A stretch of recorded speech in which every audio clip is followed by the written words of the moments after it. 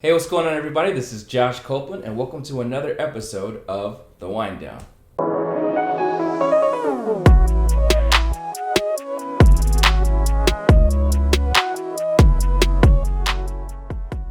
Hey guys, so today I am kicking it solo dolo today, and I have a really special wine. Now, if you tuned into my last episode, you know that I went with the Coco Bono with my friend Tara. Shout out to Tara. And so I thought I'd explore a little more of the options here. This time it's going to be a Coco Bon blend, red blend like the last one, except for this one's not so into the espresso oaky feel. This is just a nice red blend, and it's still delicious. In fact, this red blend right here is in the top 6% of the wines of the entire world. Now, I'm not going to sit here and try to act like I know what I'm talking about because I've got the vino here. If you ever want to get the inside scoop on any wine that you're thinking about trying out for a dinner party or for an event or for a certain dish that you're eating it with and you want to sound cool when you explain it to other people, this is the app that you definitely want to go for. So, judging by the vino, it's got a 3.8 rating. It's a red blend, 2015, and I'm probably gonna, Coco Bon, right? It's probably gonna get an automatic 3.5 stars. And if it exceeds any higher than that, which it probably will, then I'll adjust my rating. So if you're looking for another wine that's very, very cost efficient, just like the last Coco Bono, it's less than $8 and you can get a really, really good wine, delicious. It's very bold and it's a little more tannic than smooth. It's dry, but it's very acidic. You're gonna get your vanilla and chocolate oats, oaky notes, along with your cherries and raspberry red fruit notes, and you're also gonna get some dark fruit notes like plum and blackberry. So if you like beef, like if you've got a steak, this is going to be great. If you even like lamb, this is going to be great. If you like veal and poultry, even chicken, this is actually going to be great. I thought that up until now that you could only eat chicken and fish and other white meats with white wines, but turns out you can actually do reds if it's the right kind of red. So with that being said, you've got your grapes like Merlot and Zinfandel in the mix. So it should be a really, really delicious wine. I could explain why it's so dry. But yeah, let's go ahead and try this. Oh yeah, this is really, smells really amazing. You can smell the plum and the blackberries. And the raspberries. And here we go.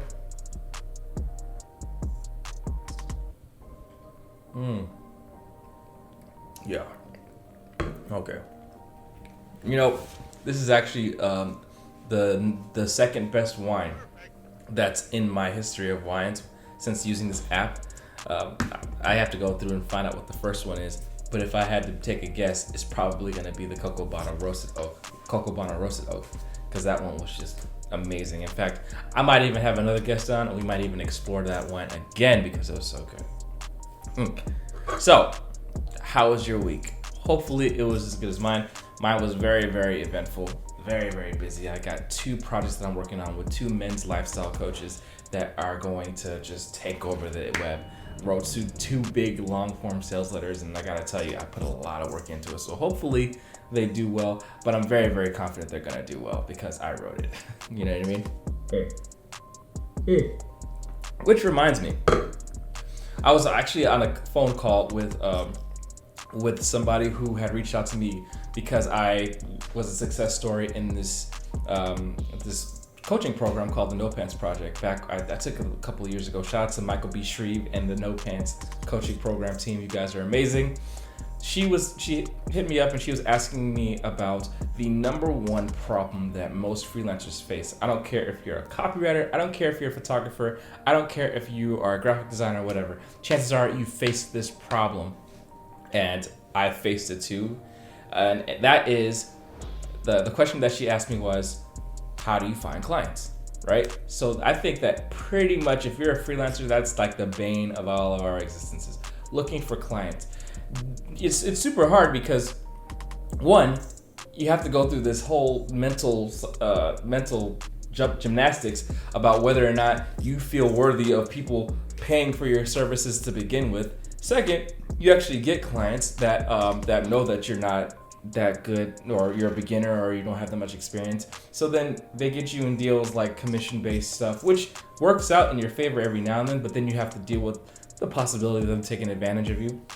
And then you have your websites like Upwork and Fiverr and things like that. But the thing about that is that just turns you into a commodity, because you're competing with everyone. You're competing with freelancers that do exactly what you do from other parts of the world that will do it way less cheaper than you would, right? We're talking about $5 would take care of somebody's family in the Philippines, kind of thing. It's that big a deal, right? So what do? How do you find clients in this day and age when the digital age is running rampant and entrepreneurship is at a all-time high? You have all these people who claim to be experts and they're not, and some of them are. How do you stand out? The first thing that I would say is the rule of one. So I got this from my buddy Sean Ferris. Shout out to Sean Ferris, the CMB. His coaching program is amazing. If you really want to learn how to get clients, I would definitely go to Sean Ferris, because he's freaking amazing at what he does. So here's what I learned from Sean Ferris. The rule of one, right? So what is the rule of one? The rule of one is basically when you stick to just one thing. The reason why everybody is so confused and so overwhelmed with information is because there's a lot of information out there. But when you could just focus on one thing, if you could just narrow down your business into one thing, you'll find success a lot faster and you won't stress out as much about it. So what one things are we looking for? First, you want to go with your niche. What's the one niche that you're going to be going for, right? What's that? And that niche could be anything from skincare to fitness to, men's coaching, dating. It could be relationships. It could be finances. It could be the real estate industry. It could be anything that you want it to be, so long as it's something that you are very, very passionate about. The second number one thing is you want to come up with a traffic source. Where are you going to look for these clients, right? Are you going to find them? Are you going to reach out to them via email? Are you going to reach out to them via social media like Instagram? Are you going to create a blog and put out content that way? Are you going to send DMs or videos? Are you going to cold call them? You got to come up with just one thing. Highly don't recommend cold calling. That could be very, very stressful and very time consuming. And then another number one thing that you want to come up with is you want to come up with a number one offer. Now, a number one offer is basically, it all depends on your skill set, right? So you need a skill that you're really, really good at, a money-making, high-income skill. Mine, for example, is copywriting. But you don't have to be a copywriter. You could be a photographer. You could be a closer. You could be a funnel designer. You could be a website designer. You could be pretty much anything that people are gonna need. Because guess what? Clients all over the internet, they need freelancers and marketers, online marketers like us. So it'd be in your best interest to have at least one of these skills. Even speaking is a skill. Going on videos like this one and talking can be a skill to make you millions, if not millions of dollars, right? And that's kind of like what you want to focus on. So we've got one niche, we've got one traffic source, and we've got one offer. Once you've got that dialed in though, then you can start really going ham, going into work. So one example that I do, one strategy that I like to do to save time is I like to go and reach out to people via email. And my offer is going to be, offering, let's say, email marketing to the men's lifestyle and dating niche. So I just go ham. I just reach out to as many people as possible. I get a lot of no's, get some yeses. You only need a couple of yeses, but you get the yeses you want. You get them on the phone, and then you close them. What I would highly recommend, my personal strategy, is to outsource this, because it takes a lot of time, right? It takes tons. It could take you up to, 3 to 4 hours to reach out to 25 people or more if you're going email, or if you're going, if you're DMing people. If you have somebody doing it for you, you save that time and you can use that towards honing your craft or working on current projects for other clients that you're working with currently, if you have clients. If not, you should be spending all your time and focus and energy just doing this, right? Getting clients. And you don't have to spend as much time when you have somebody doing this for you, right? So, over here, I'm getting so passionate. I haven't even sipped on this thing yet. That's freaking weird. And that's all the things that I've learned from Sean Ferris. You get your number one source, you get your number one skill set, you get your number one your number one niche. And here's the thing. Here's where it gets really, really interesting. Once you've got all of that stuff, once you start reaching out to people, and you come to an agreement, you can close them, and they would choose to work with you. A lot of the times, what you can do to get clients working with you right away is maybe not charge them out the gate. If you're new in your freelance business, then what you could do is you can offer like a free trial or maybe like a free project. What I used to like to do is I used to do a small free trial project that didn't take a lot of my time, but I could still give them quick wins. That way I'd have something to show them, and I'd have proof that that I know what I'm doing, right? That I know that I can give them results. And if it's in a niche that I'm very familiar with, it's a lot easier to just get them what they need. And that's another thing. I keep bouncing around all over the place, but bear with me. If you're finding a niche, make sure you know everything there is to know about their target audience, what people are looking for, what their wants are, what their pain points are, the jargon that takes place in that niche, buzzwords, things like that. Because then, when you learn how to speak their language, you can make it a lot easier to. It makes it a lot easier to communicate with clients, communicate with the audience, and have them purchase from you. And it also allows you to take on that client's brand voice, so it seems authentic. It's as authentic as possible. And that way, if you can do that, then they'll be like, oh, I need to get this person on my team. So anyway, you've got your niche, you've got your traffic source, and you've got your offer, right? So here's the important part. When you've got these things all in order and you know what you're going to do and you know how you're going to get your clients, or at least reach out to them, you have to be able to give them results. You have to create success stories, because when you create success stories, all bets are off, and it's so much easier to get clients then. They say that the first client that you get is the hardest client that you'll ever get. But once you get that down, you're good. You'll be straight. Because then you'll have proof. Proof is, according to Jason Capital, proof is your God. Not just in copy, but in anything that any service you're trying to provide.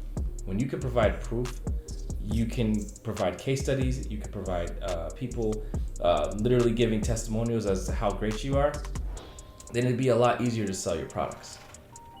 It'd be a lot easier to get clients that way.